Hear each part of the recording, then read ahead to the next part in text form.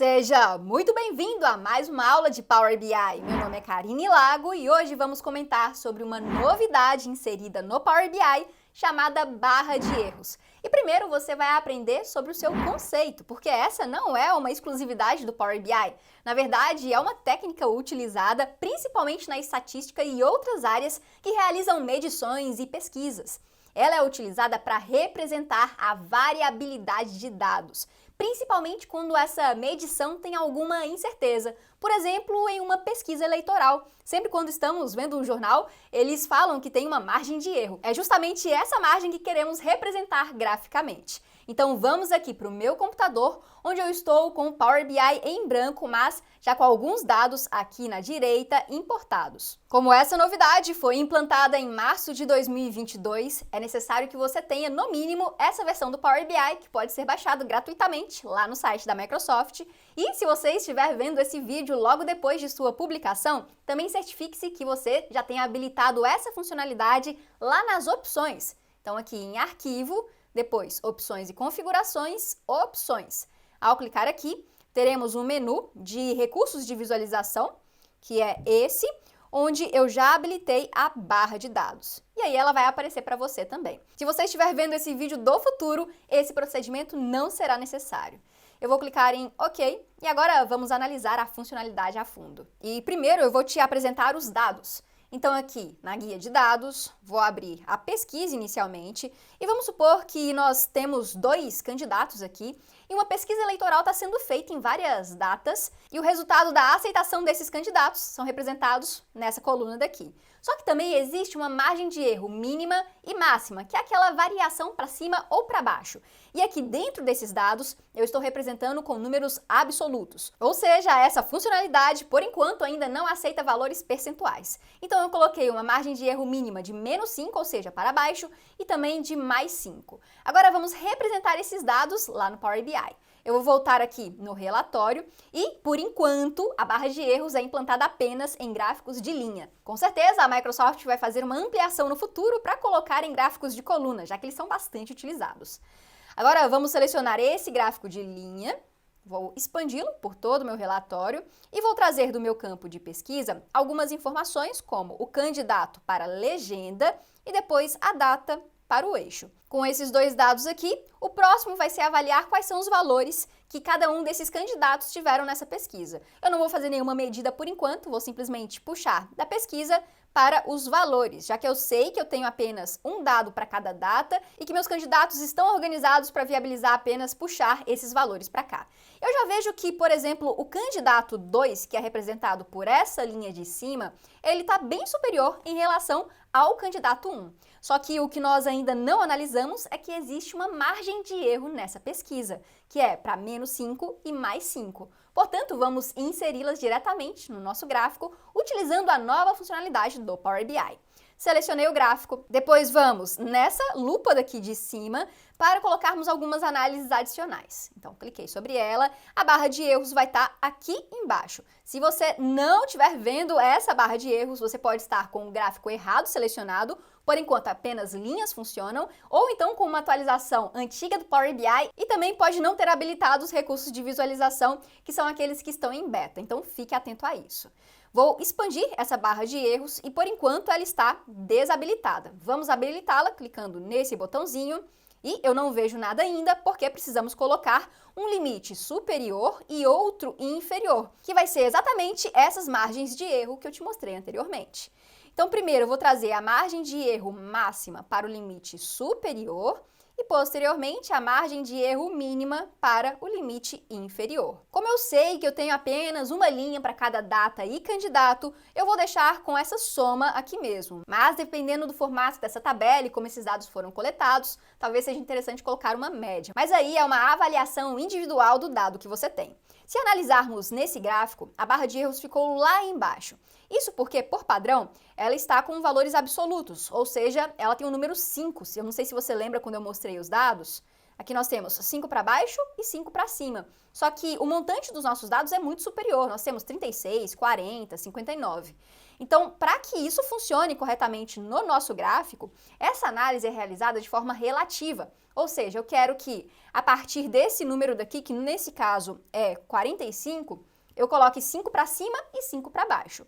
Portanto, ao invés de utilizar essa relação da medida como absoluto, vamos escolher relativo e agora sim nós temos as barras de erros inseridas corretamente. Só que agora nós precisamos fazer uma análise estatística simples, porque a barra de erros é muito importante para tomar decisões conclusivas e inconclusivas. O que eu quero dizer sobre isso?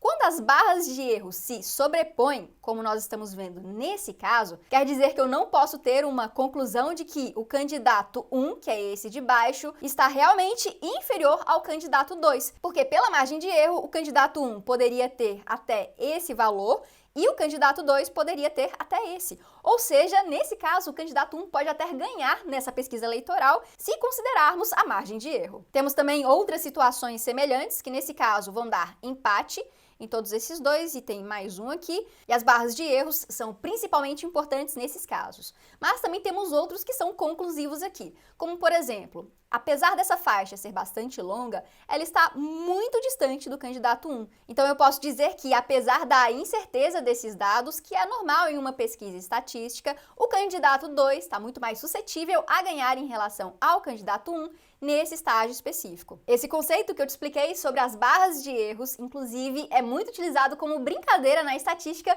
como essa imagem daqui, onde temos uma barra falando para outra, "Sorry, we just can't trust you", porque o limite dessa barra vai de 0 a 100. Você pode ver pela barra de erros que vai até o topo, ou seja, ela pode ter o valor de qualquer uma dessas barras. Agora que você já aprendeu sobre o conceito das barras de erros, vamos aplicá-la em outro exemplo no Power BI, que é esse do histórico de combustíveis de 2004 até 2022.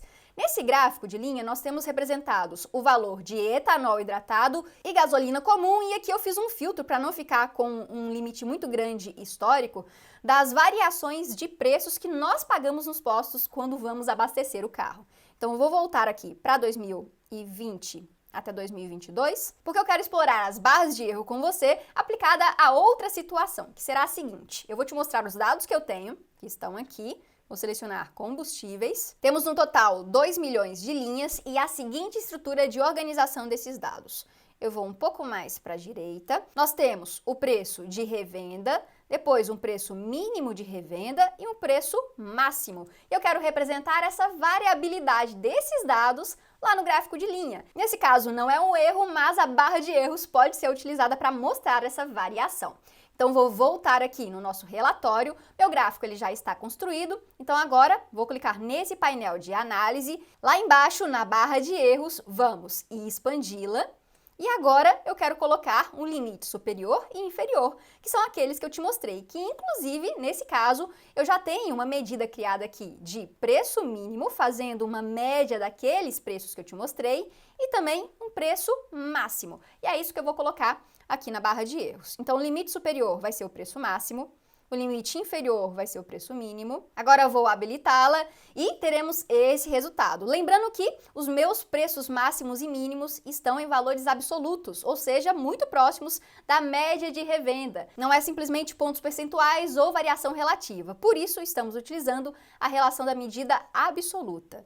E agora vamos explorar outras opções aqui na barra de erros. Por exemplo, dessa forma, utilizando para preços de combustível, eu acho que essa barra de erros não fica tão boa quanto lá na pesquisa, que é de fato um erro. Então aqui a gente pode adaptá-la como uma variação. Ao invés de utilizarmos a barra, eu vou desabilitar e podemos habilitar as linhas. Agora, olha só essa linha fina aqui, mostrando qual é o limite entre esses preços, a partir do preço médio, o máximo e o mínimo. Só que, além dessa configuração, também temos outras, como, por exemplo, posso escurecer a área, que na minha visão faz muito mais sentido, já que evidencia qual é realmente esse limite com um contraste muito maior do que a linha. Portanto, essa vai ser a minha escolha para essa situação específica. Existe também outra possibilidade, que é utilizar marcadores. Se selecionarmos, teremos esse resultado que para esse gráfico eu não recomendo porque fica muito poluído, mas para outras aplicações menores pode ser que faça sentido. Eu vou desabilitar